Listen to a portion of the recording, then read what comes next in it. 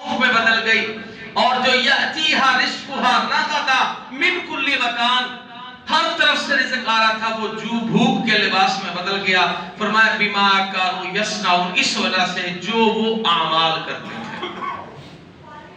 تو اس سے جن مفسرین نے مکہ المکرمہ مراد لیا تو نبی علیہ السلام کا جب انہوں نے انکار کیا، مسلسل مخالفت کی، تو صحیح بخاری میں ہے، امام بخاری رحمۃ اللہ علیہ حدیث لائے ہیں، نبی علیہ السلام نے پھر بد دعا کی، اللہ اس پر اس طرح قحط ڈال دے جس طرح مصر میں یوسف علیہ السلام کے دور میں مصریوں پر قحط آیا تھا۔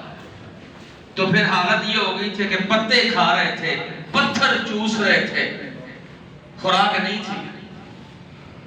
اللہ تعالیٰ نے پھر مثال دے کے یہ بات سمجھائی کہ یہ جو ہمارے مالی مسائل بگڑتے ہیں، اس میں ایک کردار انسانوں کی ناشکری کا ہوتا ہے۔ اللہ اکبر کبیرہ۔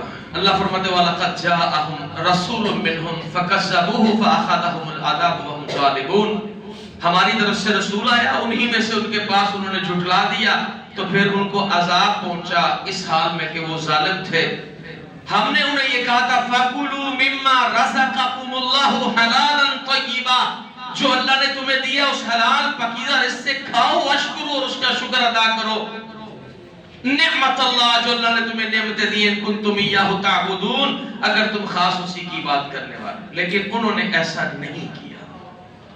تو میرے محترم بھائیوں، یہ جو بگاڑ پیدا ہوتا ہے، ایک تو یہ اللہ کی سنت ہے، حالات بدلتے رہتے ہیں، کبھی آسانی ہوتی ہے، کبھی تنگی ہوتی ہے، لیکن تنگیوں میں جب بگاڑ پیدا ہوتا ہے، مسائل بنتے ہیں، تو اس میں ایک وجہ انسانوں کا